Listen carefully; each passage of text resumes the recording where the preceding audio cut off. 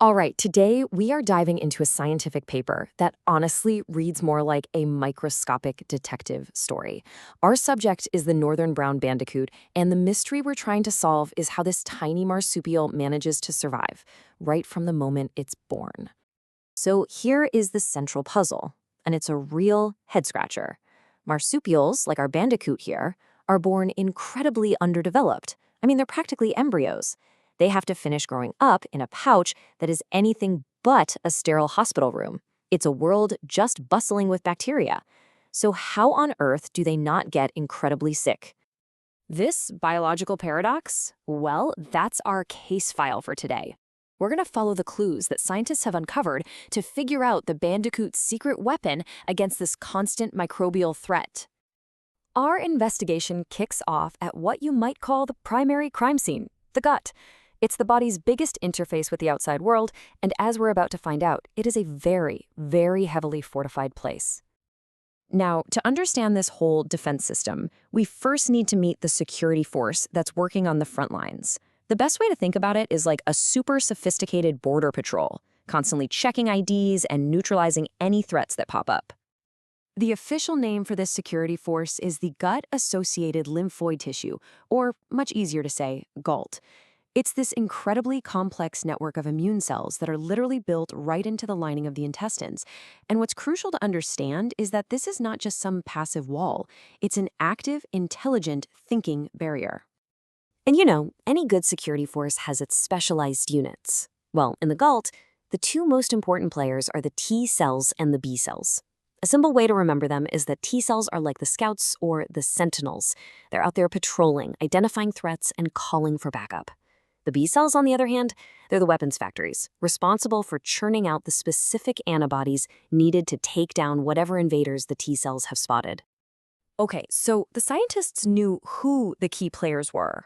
The real challenge was figuring out where they were all stationed. And to do that, they basically had to set up a microscopic stakeout to see these completely invisible cells in action. The technique they used is called immunohistochemistry, which sounds way more complicated than the idea behind it. It really is a cellular stakeout. They take these super thin slices of gut tissue and then they add special antibodies that work like molecular highlighters. One color for T cells, a different color for B cells. Then you just look under a microscope and boom, the invisible suddenly becomes visible, showing you exactly where your scouts and your factories are located.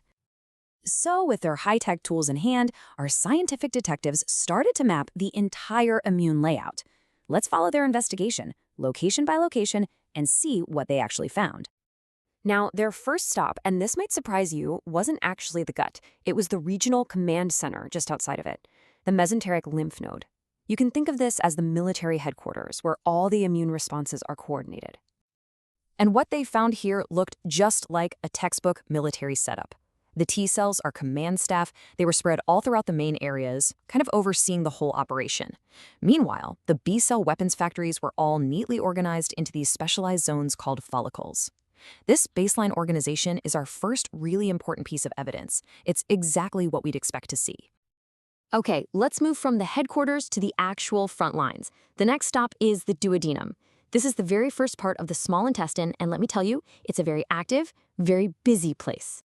So, first question for our detectives. In a super high-traffic area like this one, where are the T-cell scouts positioned?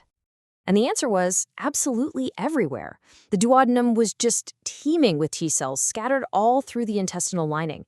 It's a perfect illustration of their role as sentinels, right? They're constantly patrolling every single nook and cranny, just looking for signs of trouble. So, if the scouts are on every corner, where are the weapons factories? Where are the B cells? And this was the first real surprise. In stark contrast to all those T cells, B cells were almost nowhere to be seen in the duodenum. And that suggests a real division of labor. This part of the gut is all about surveillance, not about large-scale weapons production. That brings us to our final and honestly most revealing location, the ileum. This is the last section of the small intestine, and it's where our mystery gets really interesting. See, unlike the duodenum, the ileum was packed with these highly organized structures. You can think of them as fortified military bases. And inside these bases, the division of labor was crystal clear. T cells were concentrated in the zones between the follicles, while the B cells were packed densely inside the follicles themselves, just like we saw back at the main command center. The detectives also found a kind of smoking gun. They saw these special cells called tingible-bodied macrophages inside the follicles. Now, in simple terms, these are the cleanup crew. Finding them is like finding spent bullet casings at a crime scene. It's proof that the immune system wasn't just on standby, it had recently fought off an invader, or what scientists call an antigen. So the evidence revealed this remarkably sophisticated and active defense system. But this entire investigation started with a much, much bigger question in mind.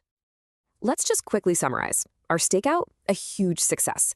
We learned that the Bandicoot's gut has a powerful, incredibly well-organized immune system. You've got T cells on constant patrol and these highly structured B cell production centers in the ileum, ready for action at a moment's notice. But all of this leads us to the ultimate question. In most mammals, B cells are born in the bone marrow. But in some animals, the gut itself acts as a special kind of nursery where B cells are actually born and trained.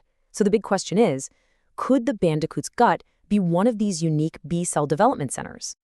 And here it is, the final verdict from our detective story. The case is still open. Those molecular highlighters the scientists used, they were great at finding the adult working B cells, but they couldn't distinguish a recruit from a veteran. They couldn't see the baby B cells, so they couldn't confirm if this is where they're actually born. And this just leaves us with a really fascinating thought. This whole study just shows that the Bandicoot is an incredible model for understanding immunity. By studying how these unique animals solve the fundamental problem of survival, it really forces us to ask, what other secrets does their biology hold that could help us better understand our own?